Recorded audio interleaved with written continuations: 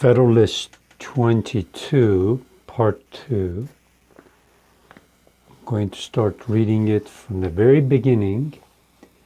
In addition to the defects already enumerated in the existing federal system, there are others of not less importance which concur in rendering it altogether unfit for the administration of the affairs of the Union.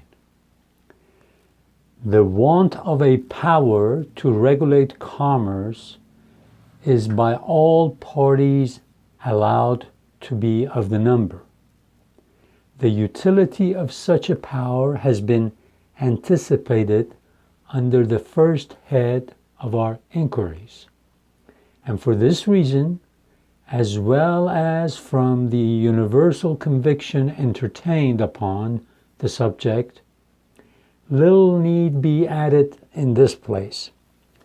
It is indeed evident on the most superficial view that there is no object, either as it respects the interests of trade or finance, that more strongly demands a federal superintendence.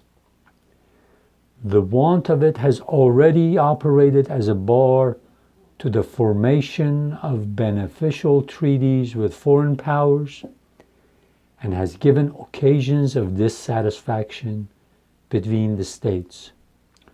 No nation acquainted with the nature of our political association would be unwise enough to enter into stipulations with the United States, conceding on their part privileges of importance, whilst they were apprised that the engagements on the part of the Union might at any moment be violated by its members, and while they found from experience that they might enjoy every advantage they desired in our markets without granting us any return but such as their momentary convenience might suggest.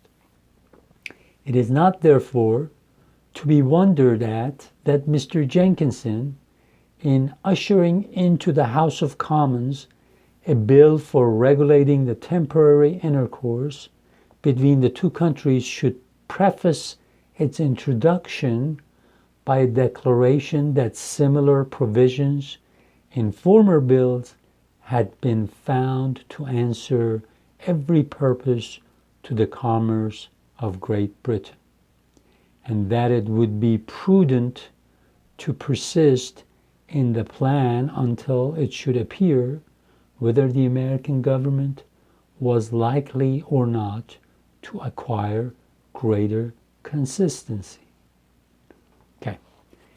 As you have noticed by now that I have mentioned that the notes by Madison about the ancient and modern confederacies, as well as the vices of the political system of the United States, are very important.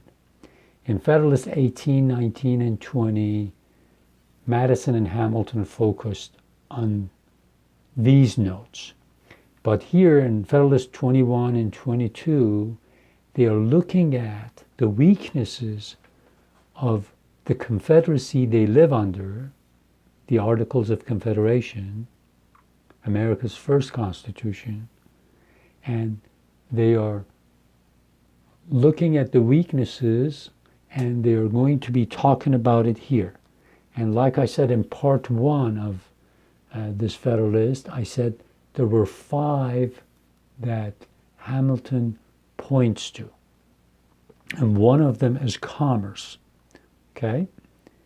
Now, keep in mind, look at the map of the United States and look at where the Caribbean islands are. All those islands in the Caribbean were either colonies of France or Britain or Spanish or the Dutch, or maybe Portuguese around the edges. But here in this case, he brings up the example of Britain, and he mentions Mr. Jenkinson, who had at one time been in the Parliament a powerful member of the House of Commons in the decade of 1780s. And he says that, look, in the House of Commons, they are passing resolutions that they are excluding America, excluding us from doing trade with any of these Caribbean islands that are colonized or the colonies of Britain. Why? Because they say we are not a union, we're weak, and why should they deal with us fairly? They say we'll go to them and we'll beg them for things. Whereas if we were a union, if we had a good commercial system, if we could build treaties, form treaties based on a uniform system, then the British will not be able to do this. They would not be able to exclude us from their markets because they know that we will exclude them from ours. So here, when he brings up this Mr. Jenkinson, he's talking about that. He's talking about if we stay weak under this confederacy, British and Spanish and the French will exclude us from their markets, and by dividing us, they'll get the best for themselves out of our resources, while at the same time not letting us have access to their markets. Okay, the next paragraph. Several states have endeavored by separate prohibitions, restrictions, and exclusions to influence the conduct of that kingdom in this particular.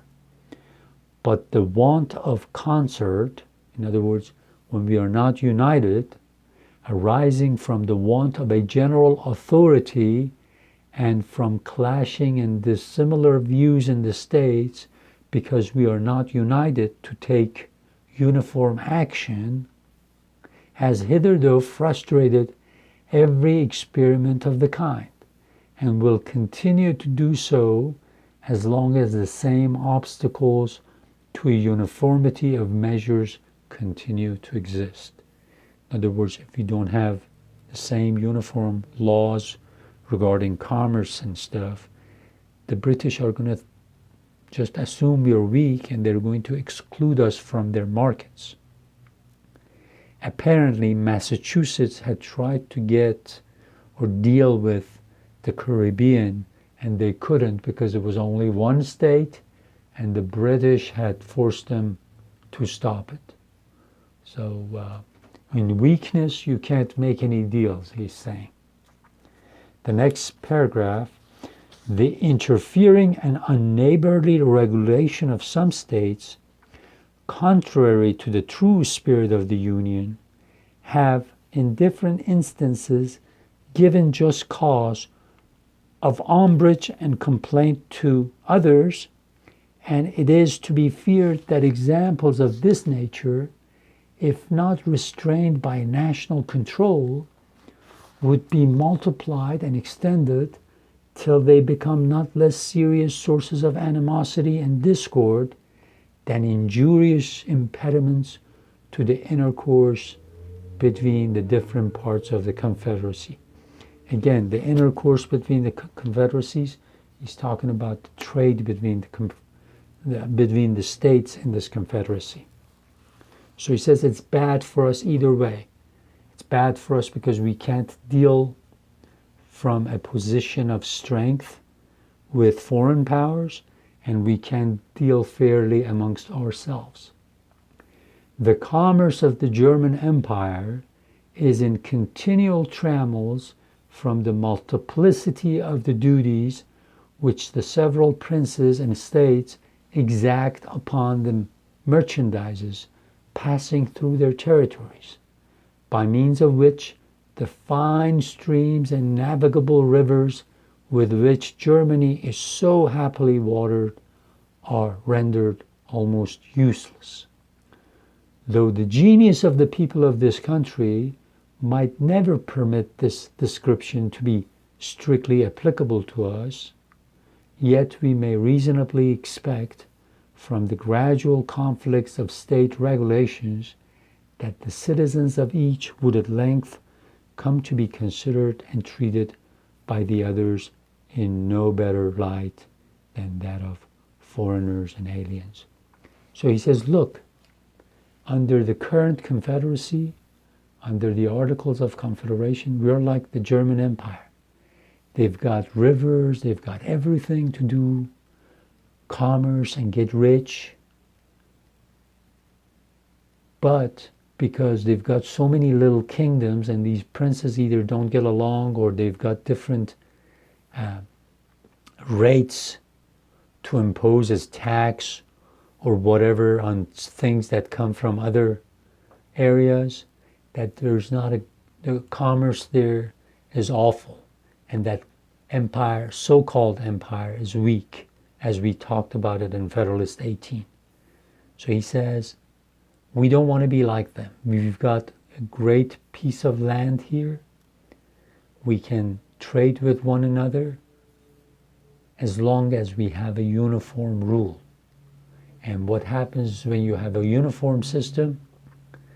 Trade increases, commerce increases, everybody prospers, and then in that you become strong enough to face your enemies and tell them that they cannot take advantage of you. We will continue in the next video.